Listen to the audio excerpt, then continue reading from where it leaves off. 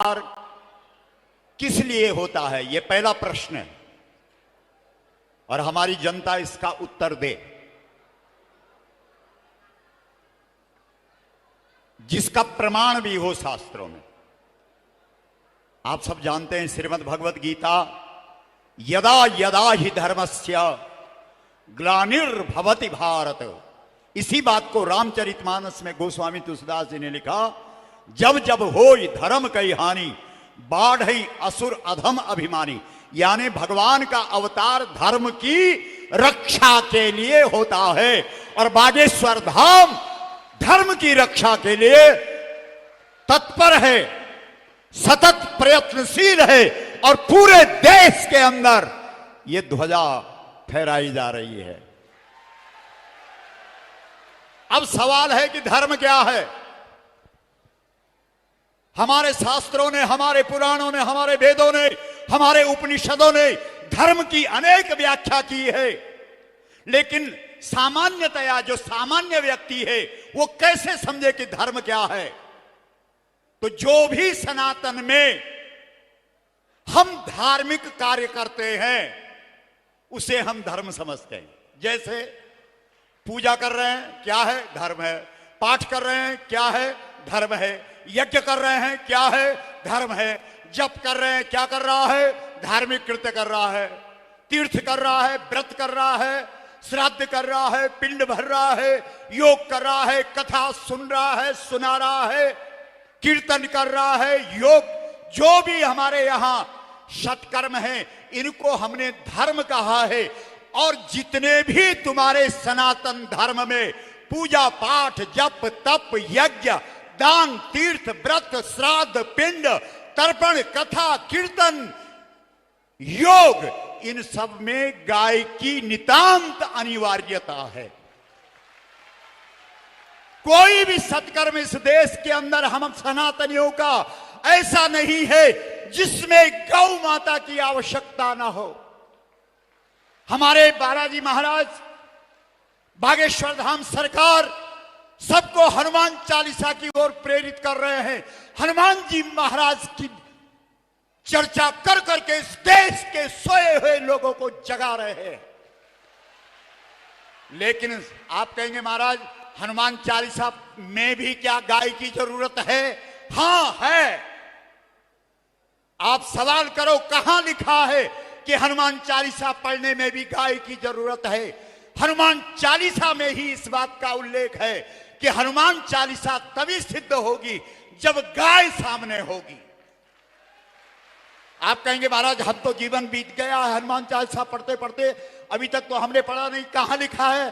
तो आप सब जानते हैं, बोलो जो, बोलो जोर से बोलो जो, यह पढ़ाई हनुमान चालीसा होय सिद्धि साक्षी गौ। बाकी तो पाद पूर्ति है, छंद पूर्ति है।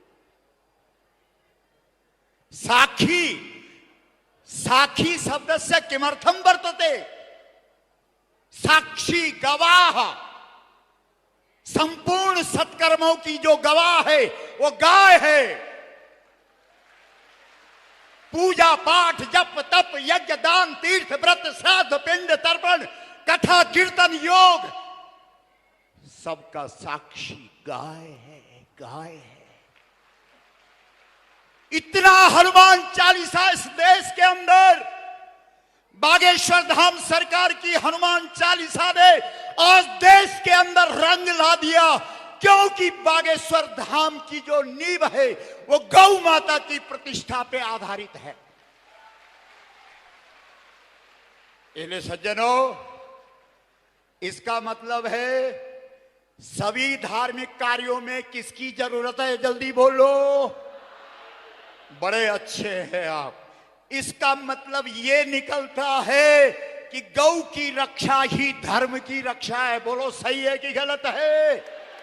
हाथ खड़ा करके बोलो। गौ रक्षा धर्म रक्षा, गौ रक्षा, गौ रक्षा धर्म रक्षा, राष्ट्र रक्षा, धर्म रक्षा।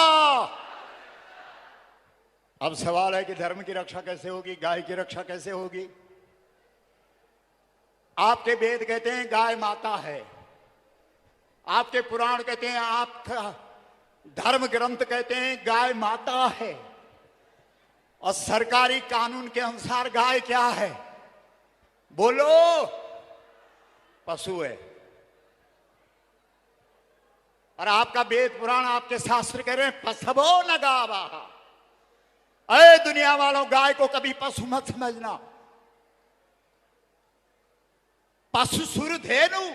गोस्वामी तुलसीदास जी ने भी सवाल उठाया है, अंगद के मुख से रावण के दरबार में कहलाया है, पशु सुर धेनु। जिस धेनु में संपूर्ण सुर है, देवता है, त्रयस्त्रिंशत् देव कोट्यो रोमकूपे व्यवस्थिता। जिस गाय में 33 करोड़ देवता अवस्थित है, क्या वो पशु है? नहीं है। हाथ हिला के बोलो। रावण ब्राह्मण के घर पैदा हुआ, सब कुछ ठीक है, लेकिन भूल तुझसे ये हो गई कि तूने गाय को पशु समझ लिया, राम को मनुष्य समझ लिया, और गंगा जी को नदी समझ लिया। ये उस प्रसंग में है सारा। इसका मतलब है गौ रक्षा के लिए सबसे पहले गाय को पशु के दर्जे से हटाकर उसको कौन सा स्थान प्रतिष्ठा दिलानी पड़ेगी? जोर से बोलो। गाय हमारी, जरा जोर से बोलो। गाय हमारी, गाय हमारी, जन्म जन्म का, गाय हमारी मां।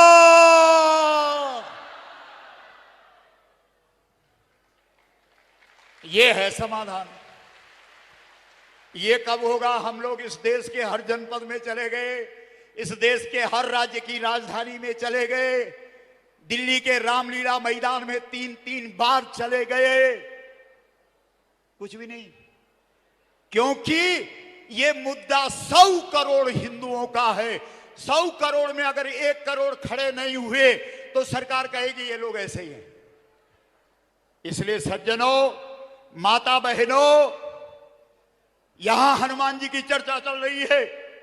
हनुमान जी महाराज जब लंका में विभीषण के घर में गए, विभीषण ने कहा इतना जप करता हूं, इतना तप करता हूं, इतना यज्ञ करता हूं, इतना दान करता हूं, इतना तीर्थ करता हूं, इतना व्रत करता हूं, इतना श्राद्ध करता हूं, सब कुछ करता हूं, कथा कीर्तन योग सब कुछ करता हूं, फिर भी मुझे अभी तक सपने में भी राम के दर्शन नहीं हुए। हनुमान, कारण क्या है? बालाजी बताओ, कारण क्या है? हनुमान जी ने कहा विभीषण नाराज मत होना, बता दूं? बोला बता दो। बोला तू पूजा करता है, पाठ करता है, जप करता है, तप करता है, यज्ञ करता है, दान करता है, तीर्थ करता है, व्रत करता है, श्राद्ध करता है, पिंड भरता है, सब कुछ करता है, कथा करता है, कीर्तन करता है, योग करता है, लेकिन तेरी नगरी के किनारे पर अशोक पेड़ के नीचे धरती की बेटी जो साक्षात पृथ्वी गौ बन करके खड़ी हुई है, जिसे लोग सीता कहते हैं, बोल उस सीता के लिए, उस गाय के लिए तूने क्या किया? विभीषण चुप हो गए। बोला उसके लिए तो कुछ भी नहीं किया। बोला तब तक राम नहीं मिलता, जो मर्जी कर। भाई जब तक तुम गाय के लिए कुछ नहीं करोगे, कैसे तुम्हारा जब तक पूजा पाठ सफल होगा? विभीषण ने कान पकड़े, मुझे क्या करना चाहिए? बोला गाय का पक्ष ले, और खड़ा हो जा गाय के लिए। और जैसे ही हनुमान जी की शिक्षा विभीषण को मिली, विभीषण ने अपनी माला धरती पर रखी, कहा अभी जाता हूं सीता जी का पक्षधर, गाय का पक्षधर बन करके आज ही गाय का पक्ष लेता हूं, सीता का पक्ष लेता हूं। और हनुमान के कहने से विभीषण जैसे ही रावण के दरबार में गए, किसका पक्ष लिया? जल्दी बोलो। सीता का। और सीता कौन है? सीता किसी मां के पेट से पैदा नहीं हुई है, सीता धरती से प्रकट हुई है। और तुम्हारे शास्त्र कहते हैं जब जब गौ माता प्रकट हुई, जब जब धरती माता ने अपना अवतार लिया तो वो गौ के रूप में प्रकट हुई, इसलिए सीता साक्षात गौ है। और उस गौ के समर्थन में विभीषण जैसे ही खड़ा हुआ, रावण ने विभीषण को लात मार दी। लेकिन विभीषण का जो जन्म जन्म का जो उसकी इच्छा थी, जो उसको अपेक्षा थी, आज पूरी हो गई।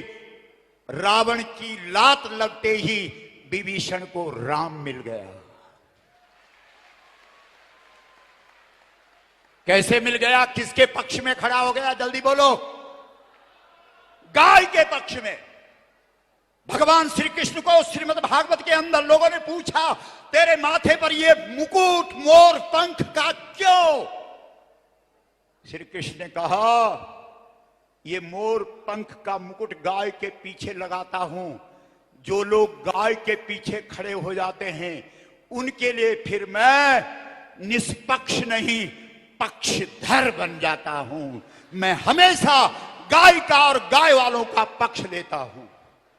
इसलिए सज्जनों, आप सबसे निवेदन, संत महात्माओं के चरणों में प्रणाम।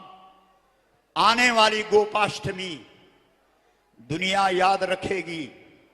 20 नवंबर 2023 गोपाष्टमी। पूरे देश के करोड़ों करोड़ों लोगों से निवेदन है, इस बार जो पत्रक छपेंगे उसमें किसी संगठन का नाम नहीं आएगा, क्योंकि गाय केवल हमारी नहीं, गाय पूरे देश के सनातनियों की है, पूरे देश के हिंदुओं की है। इसलिए हम सब सनातनी हिंदू 20 नवंबर 2023 को दिल्ली के अंदर इकट्ठे होकर के एक स्वर से बोलेंगे, गौ माता। बोलो राष्ट्र माता। गौ माता, गौ माता, गौ माता, गौ माता। मां।